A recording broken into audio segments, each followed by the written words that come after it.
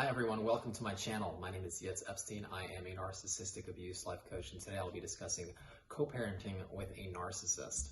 Dealing with a narcissistic abuser is always difficult, but when having to co-parent with a narcissistic partner or a narcissistic ex creates a lot of very tricky and difficult specific situations. Throughout this video, I'm going to bring insights from an article, Co-Parenting with a Narcissist, Tips for Making It Work. This is an article by Ashley Marson. Narcissistic parents aren't more than happy to use the children against the other partner. This may manifest itself in not agreeing to custodial agreements and doing things that are in the child's best interest, maybe interfering with their daily routine or getting in the way of their specific schedules. Unless there is an absolute threat to the child's safety, it is best to do what you can to make peace and get along with the narcissistic partner. That way you can give the child the best shot at a healthy and bright future. This is extremely difficult because narcissists are notorious for trying to maintain and get control. So here are some tips on how to deal with a situation where you are forced to deal and co-parent with a narcissistic ex or a partner. The first is to establish a legal parenting plan. Narcissists may want to be in the picture as much as possible. If you strike a legal parenting plan or a custodial agreement, everything is going to be in writing. That way, if the narcissistic partner or ex decides to manipulate or try to bully to get more time or to change a specific situation, there is formally an agreement outside of the relationship that will assure that doesn't happen.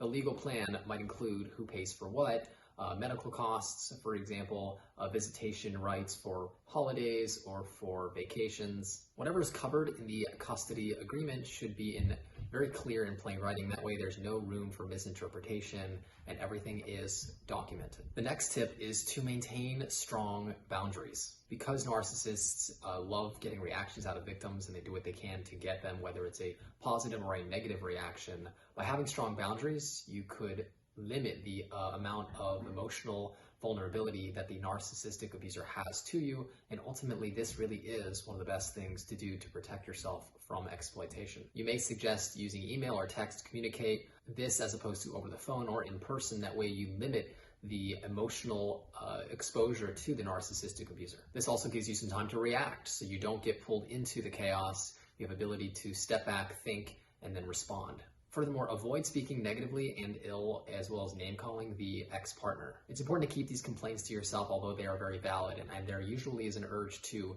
communicate to the child that there is in fact abuse going on, but it's important to try to avoid this because what ends up happening is that the child feels responsible and ultimately they are helpless to change the outcome. They end up usually blaming themselves. So it's important to keep them out of the conflict and do the best you can to not drag them into the relationship. The next thing is to avoid emotional arguments. As mentioned earlier, narcissistic abusers will try to get the child to provoke the other parent by turning them against the other parent to get a strong reaction. It's important to hold on to your emotions, not let yourself get dragged into the chaos, and really use this as fuel for the narcissist. So it's important to protect yourself from that happening. You may even want to treat the relationship like a job. You have to be there, you have to do your job and maintain a sort of a dialogue, but you do not have to allow your emotions to show up. And ultimately, at the end of the day, what's important is that the child is being taken care of. So that really should be number one in all decision making. The next tip is to document everything.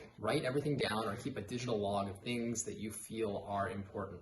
This might include dates and times where your narcissistic partner or narcissistic ex-partner is disagreeing to abide by rules and laws, as well as if you suspect there are incidents of abuse. No detail is too small, and you want to make sure that if you're going to take action, eventually press charges for abuse, you want to have these things documented, perhaps have somebody on the outside as a witness of the abuse and neglect that's occurring. The next thing is to maintain perspective on all conflicts. It's important to understand what you're up against. The narcissistic abuser may feel threatening, terrifying, but in reality they are little children. They are emotionally immature, and therefore keeping this in perspective will allow you to place context on the mistreatment and not get dragged into emotional manipulation. Because the fights with a narcissistic partner are less about the child and much more about his or her ego, it's important to keep that context, keep that awareness at heart, and realize that the main thing is the child and their interests are what matters. So see if you can be more solution focused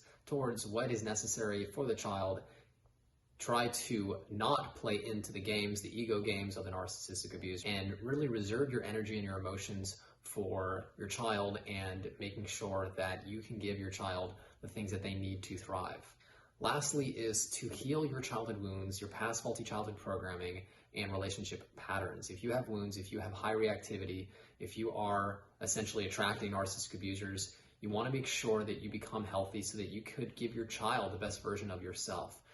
Now, eventually the child will hopefully see that you are in fact the healthier parent and see your guidance as the one that they should follow when they grow up. Now, there may not be anything you can do at this point in time to convince them of the partner's abuse, but by you being healthy, emotionally regulated, and in a place of constant availability to the child, you'll really be showing them that you care, which I believe strongly is what they will remember. So therefore, going on a healing journey and becoming self-aware and healthy is the best thing you can do for yourself and for your child when having to deal and co-parent with a narcissistic partner or an ex-partner. If you are struggling to overcome abuse and you find yourself constantly attracting narcissistic partners and needing to engage if you have a child together, please allow me to help you heal your wounds so you can become the healthiest version of yourself. When this is the case, you're in a much better position to set boundaries, to protect yourself from getting dragged into a relationship chaos experience with a narcissistic partner. I'm going to leave my contact information below. Feel free to reach out to me for a free 15-minute consultation to discuss how I can be of service to you on your healing journey.